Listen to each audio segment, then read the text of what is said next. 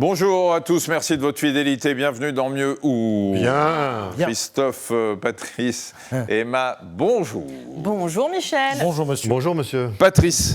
L'IA, vous savez ce que ça veut dire? Ouais.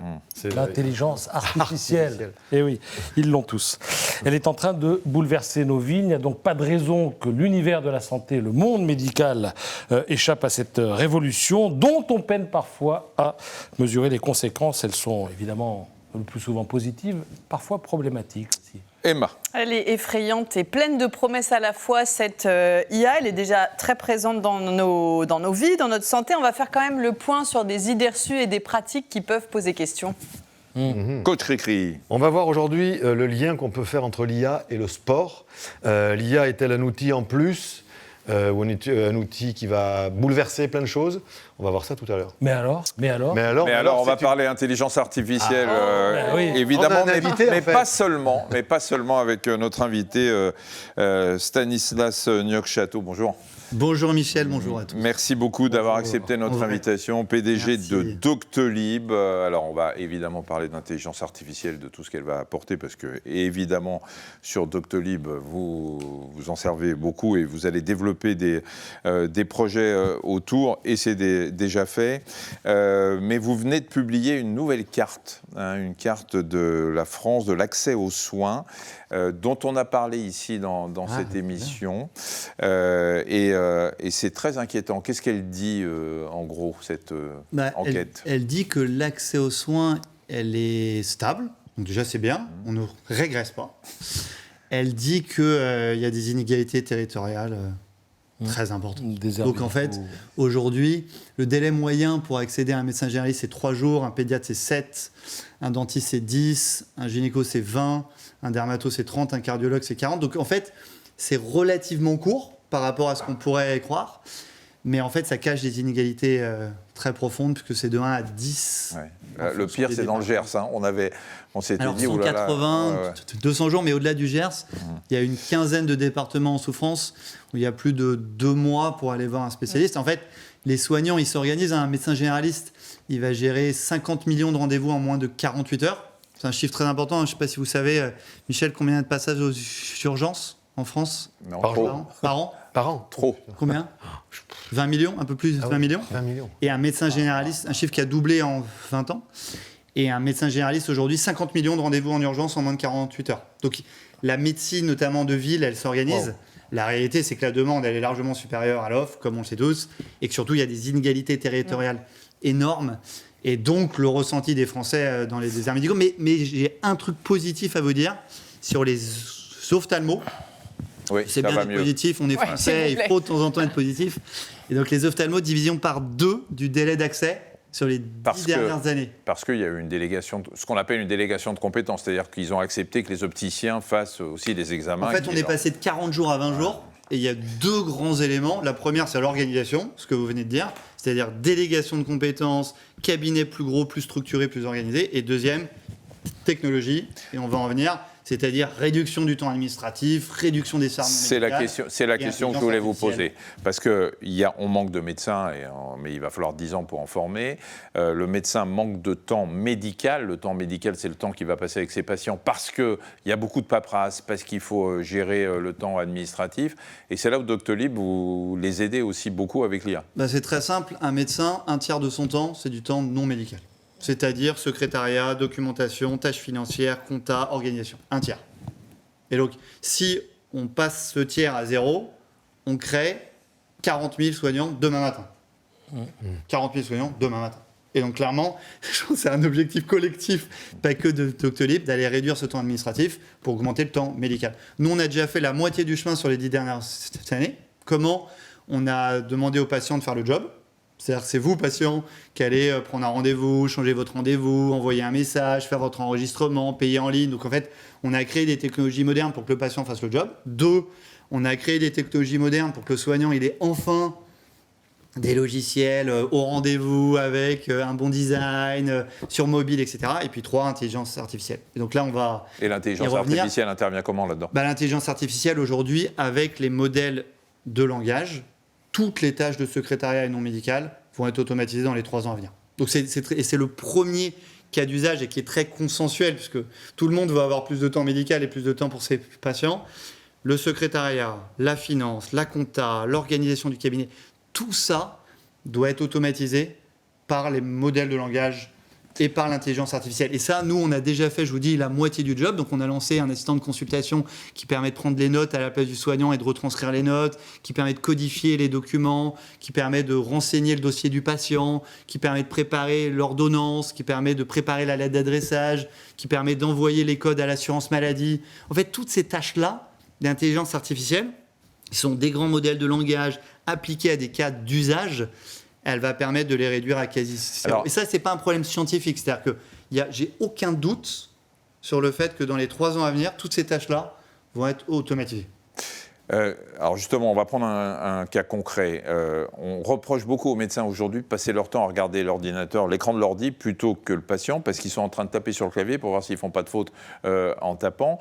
Votre outil qui fait qu'il met en route le système, et tout en parlant au patient, il va pouvoir dicter ou l'ordinateur va enregistrer finalement la conversation, fait que le médecin va regarder son patient un peu plus aujourd'hui. Exactement. En fait, la prochaine fois, vous penserez à moi quand vous aurez une consultation. Sur 15 minutes de consultation, il y en a 7 minutes où le soignant il est derrière son ordinateur à prendre tes notes. 7 sur 15. Et donc, nous, ce qu'on fait, c'est que micro-enregistrement de la consultation, et c'est notre agent, nos modèles d'IA, qui vont faire la transcription, ça c'est assez simple, mais qui vont surtout synthétiser la consultation, la structurer, anamnèse, examen, diagnostic, plan de traitement, lettre d'adressage, et qui va tout codifier comme le soignant l'aurait rêvé. Impossible à faire avant les progrès sur les modèles de langage. Et maintenant, on fait tout. Moi, au départ, je pensais qu'on allait créer plus de consultations, plus d'activités, etc. En fait, je m'étais trompé. On a juste créé de la meilleure qualité de soins. On a juste créé du rapport humain. Et vous l'avez très bien dit. En fait, les soignants, ce qu'ils nous ont dit, c'est « je revois le regard de mes patients ». Et c'était assez spectaculaire. Et j'ai pris cet exemple quand j'ai décrit ce que l'IA pouvait faire. J'ai retrouvé le regard de mon patient. Mon patient a retrouvé mon regard et je l'ai mieux compris. Je lui ai posé les meilleures questions. Et moi, j'ai arrêté de me concentrer à prendre des notes sur mon ordinateur. On a 1 million de consultations qui sont gérées comme ça par l'IA par mois. Hein.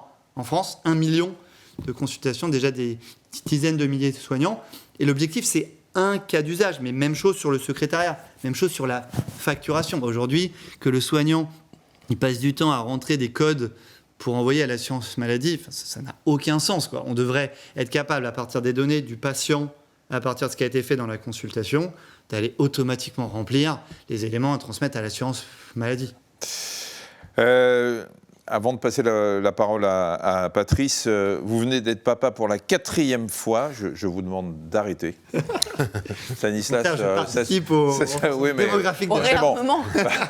C'est bon. Sans l'IA. Sans l'IA. Et les sujets liés à l'enfance vous touchent particulièrement. Vous avez créé Doctolib Parents, c'est quoi ? En fait, on a, en gros, sur l'IA, pour nous, c'est aller faire que toutes les tâches non médicales soient automatisées pour les soignants, mais 2, aller aider les patients et les soignants à prendre les meilleures décisions médicales.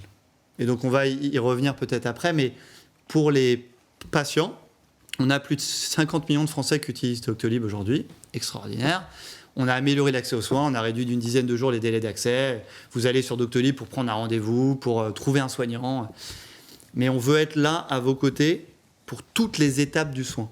Et donc, très concrètement, vous allez progressivement, sur l'année 2026, avoir un compagnon santé qui va répondre à vos questions, 24 heures sur 24, 7 jours sur 7, toutes les questions de santé que vous avez, concurrent direct de ChatGPT ou de Google, donc répondre à vos questions de santé 24 sur 24, 7, mais aussi vous aider à détecter le niveau d'urgence, à vous orienter dès que vous avez un problème de santé. Avant un rendez-vous, on va vous aider à le préparer, en vous posant des questions. Alors oui, vous allez pouvoir partager des données aux soignants, mais on va aussi juste vous aider à mieux comprendre ce qui va se passer durant la consultation. Et après la consultation, on va vous aider avec notre compagnon santé à comprendre votre traitement, à adhérer à votre traitement et à le poursuivre. En gros, compagnon de santé du quotidien. Et ça, on va le faire grâce à notre IA, nos modèles, nos agents, mais aussi grâce à beaucoup de contenu, parce que c'est pas qu'une question, et vous le savez mieux que moi, d'IA, c'est aussi une question de contenu. Alors c'est intéressant parce que dans votre enquête, on pourrait se dire que alors tout le monde, à chaque fois qu'on a un bobo, un symptôme, n'importe quoi, on va sur ChatGPT ou sur Claude et puis on essaye de savoir ce qu'il dit. Et on pourrait penser que l'IA va remplacer le médecin. D'ailleurs, on va en parler avec Patrice dans sa chronique. Mais d'après l'enquête, il y a quand même 25% des utilisateurs qui déclarent avoir consulté un professionnel de santé plus rapidement grâce à l'intelligence artificielle que ce qu'ils auraient fait s'ils n'avaient pas eu une alerte donnée par l'IA et par ses moteurs. Donc c'est quand même... Moi, pour le coup, je ne crois pas du tout que l'IA va remplacer les soignants, parce que l'IA... Attention, il ne faut pas spoiler Patrice, parce qu'il n'aura plus rien à dire. Non, mais allez-y. L'IA aujourd'hui, telle qu'on la connaît, notamment les grands modèles de langage, c'est une énorme base de connaissances. C'est une énorme base de connaissances qu'on peut mettre en contexte. Et donc, oui, la connaissance médicale, elle double tous les 5 ans. Oui, la capacité d'un soignant ou d'un patient d'avoir la connaissance médicale est limitée, elle est de 0%. Et donc, ce qu'il faut, c'est utiliser ces IA pour augmenter les soignants et les patients. Et donc, très concrètement, il faut que tous les patients, tous les soignants, ils aient accès à la connaissance médicale en contexte, leurs données de santé soient actionnables et accessibles, ce qui permet de mieux les orienter. Par contre, les IA n'ont pas de sens commun. Les IA ne sont pas capables de réagir dans le monde qui est le nôtre en 3 dimensions. Ce ne sont pas des vraies personnes. Non, c'est pas une intelligence émotionnelle. Alors, il n'y a pas d'empathie, pas de psychologie. Ça va venir. Ah, ça, on ne sait pas. On va en parler, si on a le temps, Stanislas, parce que Laurent Alexandre est beaucoup plus alarmiste que vous. Il est dans la punchline, on le sait, mais on va en parler. Moi, j'avais juste une question, juste le pas de côté. Je me suis inscrit sur Doctolib. Ça m'a coûté 0 €, 0 centimes d'euros. Là, vous développez des algorithmes ou une intelligence artificielle, ça doit coûter un petit peu à mettre en place. C'est quoi le business model de Doctolib ? Comment vous vivez ? Alors, c'est très simple. C'est les soignants qui nous payent. Aujourd'hui, les soignants, ils nous donnent quelques milliers d'euros par an pour avoir accès à toute notre suite. D'accord, c'est eux qui s'abonnent. Donc. Et donc, exactement. Donc, on a aujourd'hui un peu plus de 400 000 soignants qui, en gros, payent pour avoir plein de logiciels. Au début, on avait un agenda, puis des services de secrétariat. Maintenant, on a des outils de gestion financière, médicale, clinique, etc. Donc ça, c'est, je dirais, 100% du business model de Doctolib aujourd'hui. Demain, clairement, vu ce qu'on fait côté patient, sur avoir un assistant de santé complet, du contenu médical et une vraie plateforme de santé au quotidien. Il y aura un petit abonnement. Exactement. Pas pour l'accès aux soins, pas pour pour l'info, quoi. Exactement. L'objectif, c'est d'être concurrent d'OpenAI. Je pense qu'il faut se le dire. Et c'est pas parce qu'on est français et européen qu'on ne peut pas le dire. L'objectif, c'est de battre Google, battre OpenAI, ChatGPT, avec des modèles plus fiables médicalement. Et comment est-ce qu'on le fait ? On se base sur un corpus de connaissances de santé françaises et européennes vérifiées. Parce que, comme vous le savez, ces modèles d'intelligence artificielle, ils ont pris tout le web, et donc, ils l'ont entraîné. Et tout le bon, mais tout le bon mauvais. et le pas bon. À la fois les fake news médicales que vous combattez, mais aussi tout le reste. Nous, ce qu'on a fait, c'est qu'on est allé voir les sociétés savantes, on est allé voir les autorités sanitaires, françaises, allemandes, européennes. On l'a mis dans un corpus de connaissances médicales. On a entraîné nos modèles et agents d'IA sur ce corpus. Et en plus, on a bien sûr les données de santé des patients qui permet que la réponse, elle va être pertinente en fonction des données de santé des patients. Et en plus, elle va être orientée action, parce que c'est pas tout d'avoir la réponse à ma question à 23h, mais il faut que je puisse prendre un rendez-vous, envoyer un message, recevoir mon ordonnance. On va voir avec Patrice, on va parler d'intelligence artificielle avec l'intelligence réelle de cette émission. Alors, Patrice, donc on a compris que l'IA faisait irruption dans nos vies, que ça ne remplace pas les médecins, mais que ça va quand même, et on l'a vu avec Stanislas, modifier le travail. Oui, quand on se penche sur l'influence de l'IA sur le monde de la santé, tout à coup, il y a tout un tas de questions qui apparaissent. Bon, alors la première, c'est peut-on craindre qu'à l'avenir, le rôle du médecin se résume à une simple vérification ? Là, vous avez déjà répondu. Pour mouliner, l'IA a besoin de quoi ? Elle a besoin de données. Peut-on craindre que demain, nos données soient piratées et finissent sur le web, accessibles à tout le monde ? L'IA sera bientôt capable, d'ailleurs c'est déjà le cas, de prévoir la maladie qui vous menacent. Donc est-ce qu'il n'y a pas là une source aussi d'anxiété supplémentaire dans un monde où le stress et l'anxiété sont déjà bien partagés par tout le monde? Voilà, ça c'est des questions auxquelles on pense quand on voit l'influence de l'IA. Vous êtes penché sur les inégalités que peut produire l'IA. Bah oui, parce que l'IA c'est formidable, puis en même temps on cherche la petite bête, on se dit bon, où est-ce que ça ne pourrait pas aller? Alors pour fonctionner, l'IA a besoin de données, ça c'est pas vous qui allez me démentir, les données c'est la matière première. Mais d'où viennent ces données? En général, elles viennent des pays riches, parce que c'est dans les pays riches que les hôpitaux sont les mieux équipés, c'est dans les pays riches que les patients sont les mieux suivis, et c'est dans les pays riches que la numérisation de tout le système de santé est la plus achevée. Or, les algorithmes se nourrissent de quoi? Ils se nourrissent de ce qu'on leur donne à manger, et ils se gavent donc de données qui concernent particulièrement, prioritairement, les populations des pays riches, en général donc les pays occidentaux, de patients majoritairement citadins aussi, et éventuellement plus solvables que les autres. Ça, on pourrait craindre que ça crée une première inégalité. Et il y a une étude qui a été réalisée à Stanford. Oui, c'est une Stanford, effectivement, donc université qui se trouve à San Francisco, extrêmement prestigieuse. Cette étude conclut par exemple qu'en dermatologie, eh bien, certains outils de diagnostic sont moins performants sur les peaux noires. Donc l'IA n'est pas neutre, elle est soumise à des biais et elle peut avoir tendance à amplifier ces biais. Alors, est-ce qu'il faut pour autant se passer de tout ce que l'IA peut nous apporter puisqu'il y a des inégalités? Évidemment, non. Moi, je suis là pour chercher la petite bête. Je l'ai trouvée, là, j'en ai trouvé 2-3, mais évidemment, non. Mais il faut que cette évolution, je parle d'évolution avec un R majuscule, je veux dire, c'est en fait cette révolution soit accompagnée d'un questionnement éthique, j'imagine que vous l'avez, parce qu'il y a aussi l'accès à une santé boostée par l'IA qui est inégalitaire. Les systèmes les plus performants aujourd'hui coûtent cher, il faut des ingénieurs, il faut des systèmes de maintenance, il faut une certaine modernité, et cette modernité, vous la trouvez dans les systèmes de santé qui sont robustes, et les plus robustes sont forcément dans les pays riches. Donc évidemment, 1000 fois OK pour admettre que l'IA, il n'est pas question de passer à côté, elle va profiter à tout le monde.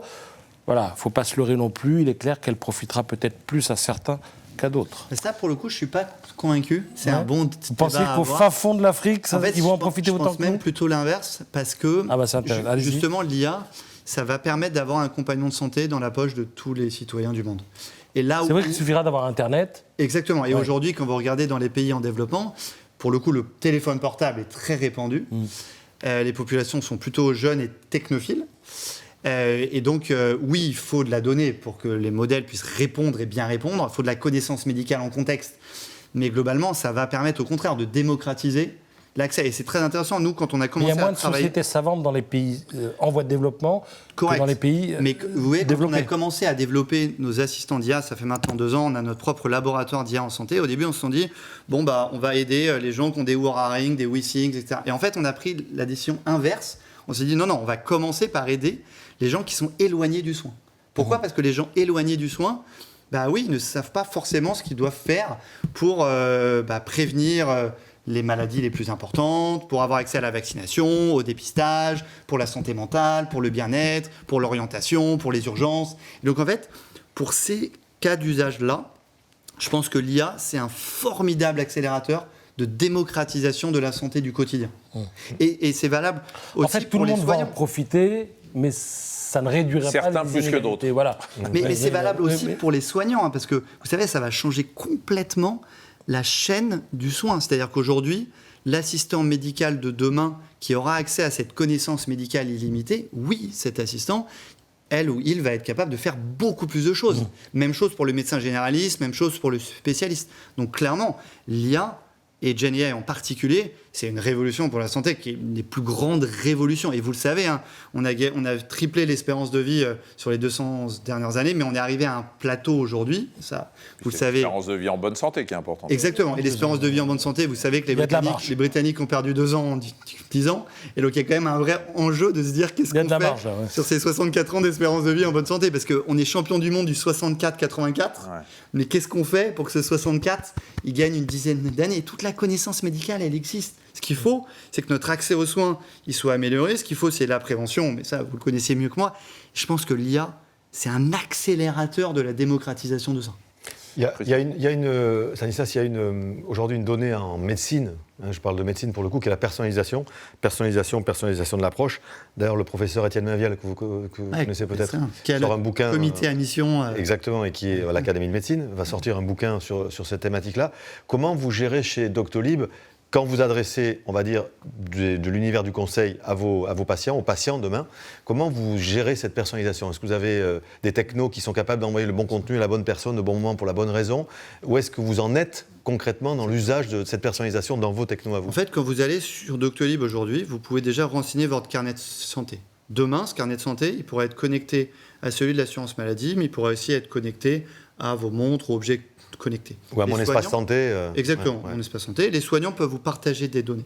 Ça, toutes ces données, elles sont sécurisées avec le même niveau de protection depuis 10 ans. Donc il n'y a pas plus ou moins d'enjeux. De toute façon, on gère déjà les logiciels médicaux des hôpitaux, des soignants. Oui, avec pas plus ou moins d'enjeux. L'authentification, etc. Exactement. Donc elles sont protégées, sécurisées en France, dans nos serveurs. Ça, c'est toutes les données. À partir de ces données, ça permet aux IA ou d'ailleurs à tous les modèles technologiques d'aller pousser la bonne recours au bon moment. Très concrètement, d'aller pousser le bon contenu au bon moment, la bonne action au bon moment, avec pour seul et unique objectif, amélioration de l'espérance de vie en bonne santé. C'est notre seul et unique objectif, c'est assez simple.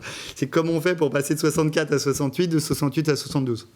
Et donc, oui, on a des modèles d'IA aujourd'hui qu'on a créés avec des hôpitaux français, avec des sociétés et des collèges de spécialité françaises et européennes, pour aller justement pousser cette espérance de vie en bonne santé. Et ce qui compte, c'est la personnalisation, vous l'avez bien dit. Ce qui compte, c'est la fiabilité médicale. C'est les deux, en fait, c'est personnalisation et fiabilité médicale. Puisqu'aujourd'hui, les capacités de Anthropic ou d'OpenAI, elles sont déjà extraordinaires. Parce que c'est très simple, ils ont pris tout le web et plus, et ils les ont entraînés, et ils ont mis des dizaines de milliards. Donc on ne les battra pas sur la capacité fondationnelle de raisonnement. Ouais. Par contre, on va les battre sur la fiabilité médicale parce qu'on aura la bonne donnée, parce qu'on aura la bonne interaction avec des actions, et parce qu'on aura le bon corpus de et puis vous n'aurez pas un mélange de ce qui est bon, de ce qui est fake et de ce qui est réel. Alors que là, vous avez que finalement les bonnes choses. Exactement. Les bonnes informations. Et vous voyez, on bat déjà OpenAI et Anthropic sur la fiabilité médicale, notamment sur la détection de l'urgence et l'orientation de l'urgence, puisque c'est ça qui compte. In fine, quand vous posez une question, il y a un papier dans Nature, qui est un grand journal scientifique, qui a été publié récemment. Une fois sur deux, ChatGPT ne détecte pas le bon niveau d'urgence et sous-évalue l'urgence. C'est-à-dire, globalement, vous devez aller voir un médecin avec 48 heures. C'est la fameuse empathie de ChatGPT qui ne veut pas te faire mal. Ça peut attendre. Il vous dit, attends une semaine. Ouais. C'est pas grave. Pourquoi ? Parce que ChatGPT, en fait, son job, c'est de toujours répondre. Or, en médecine, vous le savez mieux que moi, le job, c'est pas de toujours répondre, c'est de répondre. Je ne sais pas, ou j'ai besoin de plus de données. Et ça, ChatGPT ne le fait pas, parce que c'est pas la raison d'être. Tout à fait. Alors on va donner la parole maintenant à notre chère Emma. Il reste 4 minutes, Emma. Christophe, vous oubliez votre chronique, vous en parlerez. C'est tellement intéressant, on pourrait parler des heures. C'est pour ça que c'est assez passionnant. Non, pas trop, bien. C'est le moment d'Emma. En fait, je vais vous soumettre des questions qui sont un peu des idées reçues qui circulent de l'intelligence artificielle telle qu'elle existe aujourd'hui et des projections qu'on peut en avoir pour l'avenir et tout ce dont on est en train de parler. Il y en a certaines que je vais pouvoir virer d'ailleurs, Michel, parce que typiquement les urgences, ça faisait partie des idées reçues. Le fait que l'IA puisse aider à faire le tri entre ce qui relève de l'urgence ou pas, on a compris que c'était le cas. On dit que l'IA pourrait prédire le risque de survenue d'une maladie chez le patient, mais ce qu'on fait de cette prédiction, qu'elle se réalise ou non, qu'on puisse ou non la traiter, ça pose quand même des questions éthiques. Et ça, l'IA, c'est pas forcément son truc. Est-ce que c'est vrai ? Est-ce que c'est faux ? Prédiction des maladies. Pour moi, prédiction des maladies, c'est vrai. Et d'ailleurs, c'est déjà le cas. Et d'ailleurs, il n'y a pas que besoin d'IA pour faire ça. Après, l'éthique dans l'IA en santé, elle doit être partout. Ce qui compte, c'est l'espérance de vie en bonne santé. C'est ça ce qui compte. Ce qui compte, c'est pas le coût du système.